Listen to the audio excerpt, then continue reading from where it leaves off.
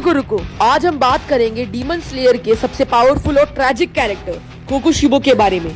तो hello all the slayers, इस video में हम उसके फुल पावर्स को एक्सप्लोर करेंगे, उसकी बैक स्टोरी को डिकोड करेंगे और देखेंगे कैसे उसका कैरेक्टर डीमन स्लेयर यूनिवर्स को और भी कॉम्प्लेक्स बनाता है। कोकोशिबो का असली नाम था मिचिकात्सु सुगिकुनी, जो योरिची सुगिकुनी का बड़ा भाई था।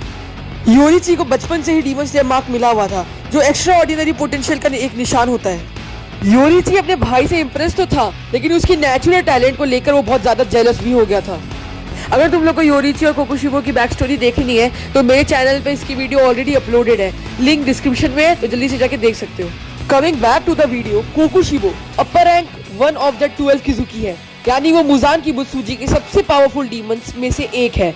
उनकी पावर्स ह्यूमन स्किल्स और डीमन बनने के बाद मिलने वाले एनहांसमेंट्स का एक डेडली कॉम्बिनेशन है। तो चलो अब उसके कुछ पावर्स के बारे में बात करते हैं। Number 1, moon breathing. Kokushibo moon breathing का इकलौता यूजर है, जो सन ब्रीदिंग का एक डेरिवेटिव है।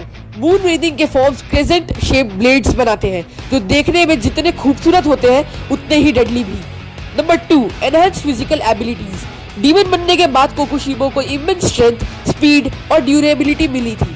वो सीजन्ड डीमन स्लेयर्स को आसानी से ओवरपावर कर सकता है और ऑलमोस्ट किसी भी चोट से रिजनरेट कर सकता है, जो उसे बैटल में लगभग इनविंसिबल बनाता है। Number 3, multiple eyes. कोकोशिबो के चेहरे पर 6 आंखें हैं, जो सबको ही पता है, जो उसकी परसेप्शन और कॉम्बैट एबिलिटीज को काफी इनहेंस करती है। इन आंखों की वजह से वो अपने ओपोनेंट्स के मूवमेंट्स को बहुत एक्यूरेटली प्रिडिक्ट कर सकता है, जो उसे हिट करना ऑलमोस्ट इम्पॉसिबल बनाता है। Number 4, flash sword. कोकोशिबो का वेपन एक रेगुलर कटाना नहीं है, बल्कि उसकी अपनी बॉडी का एक्सटेंशन है। उसका फ्लैश स्वॉर्ड एक्सटेंड और रिट्रैक्ट हो सकता है, जो उसे अनएक्सपेक्टेड एंगल्स और डिस्टेंसेस से स्ट्राइक करने की कैपेबिलिटी देता है। ये स्वॉर्ड भी कोकोशिबो की तरह रीजनरेट कर सकता है। इतने पावर्स के बाद भी कोकोशिबो का आता है अब ट्रैजिक डाउनफॉल। अपनी इमेंस पावर के बावजूद कोकोशिबो की कहानी एक ट्रेजेडी से भरी हुई है। उसका डीमन बनने का डिसीजन फियर ऑफ डेथ और अपने भाई योरिची से आगे बढ़ने की चाह से ड्रिवन था, लेकिन डीमन बनने के बाद भी कोकोशिबो अपनी फेलियर से हॉट होता रहा। वो कभी अपने भाई से आगे नहीं बढ़ पाया। योरिची हमेशा सुपीरियर स्वॉर्ड्समैन और उसके लिए एक ऐसी चीज रहा जो कोकोशिबो कभी नहीं बन पाया। कोकोशिबो की life as a demon regrets और एक ट्विस्टेड सेंस ऑफ पर्पस से भरा रहा। उसने अपनी स्ट्रेंथ पाने के लिए अपनी इंसानियत, अपनी फैमिली और आखिर में अपनी खुद की आइडेंटिटी खो दी। सीरीज के एंड में उसके फाइनल मोमेंट दिखाते हैं कि कैसे उसकी पावर की प्यास ने उसे सिर्फ लोनलीनेस और डिस्पेयर तक लाया। कोकोशिबो का कैरेक्टर सिर्फ एक पावरफुल विलन ही नहीं, बल्कि एक सिंबल भी है डीमन स्लेयर यूनिवर्स के लिए। उसका इन्फ्लुएंस और लेगेसी बाकी डीमंस और डीमन स्लेयर्स पर भी दिखता है। Number 1, Kokushibo's influence on the upper ranks. Kokushibo के प्रेजेंस ने अपर रैंक डीमंस के अंदर एक डर और रिस्पेक्ट का एनवायरनमेंट क्रिएट किया। उसकी पावर्स इतनी इंटिमिडेटिंग थी कि इवन अपर रैंक डीमंस भी उसके आगे कुछ नहीं थे।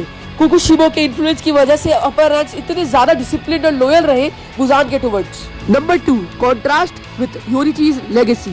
कोकोशिबो का कैरेक्टर योरिची के साथ एक डीप कॉन्ट्रास्ट बनाता है। जहाँ योरिची की लेगेसी कंपैशन और ह्यूमैनिटी के साथ एसोसिएटेड है, वहाँ कोकोशिबो की लेगेसी फियर और पावर के साथ। दोनों भाइयों की जर्नी ने डीमन स्लेयर यूनिवर्स के डायनामिक्स को शेप किया। Number 3, impact on future generations.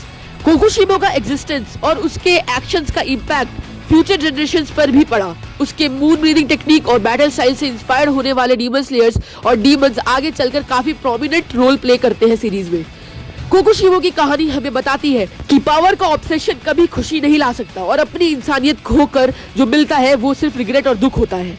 और अगर मैं पर्सनली कहूँ तो कोकोशिबो एक बहुत ही इंटरेस्टिंग कैरेक्टर है, जिससे हमें बहुत कुछ सीखने को मिलता है और हम उससे ग्रीड ऑफ पावर से बहुत कुछ सीख सकते हैं एक्चुअली में। तो अब हम लोग कंक्लूजन के बारे में बात करते हैं। कोकोशिबो एक ऐसा कैरेक्टर है जो स्ट्रेंथ और वीकनेस का एक यूनिक कॉम्बिनेशन है। उसकी पावर्स उसे डीमन स्लेयर सीरीज का सबसे खतरनाक विलन बनाती है, लेकिन उसका पास्ट हमें दिखाता है कि जब हम अपनी पूरी जिंदगी सिर्फ ताकत के लिए लगा देते हैं तो उसका कितना बड़ा नुकसान होता है। कोकोशिबो की कहानी एक वार्निंग है कि पावर की भूख इंसान को अपने असली रास्ते से भटका सकती है और आखिर में सिर्फ पछतावा और अकेलापन ही बचता है। ये कैरेक्टर डीमन स्लेयर यूनिवर्स को एक और गहराई और रिचनेस देता है, जो इस सीरीज को और भी एंगेजिंग बनाता है। कोकोशिबो की स्टोरी सिर्फ एक विलन की कहानी नहीं है, बल्कि एक ऐसी जर्नी है जो हमें दिखाती है कि किसी भी गोल के पीछे अंधाधुंध भागना हमें अपने ही अस्तित्व से दूर कर सकता है।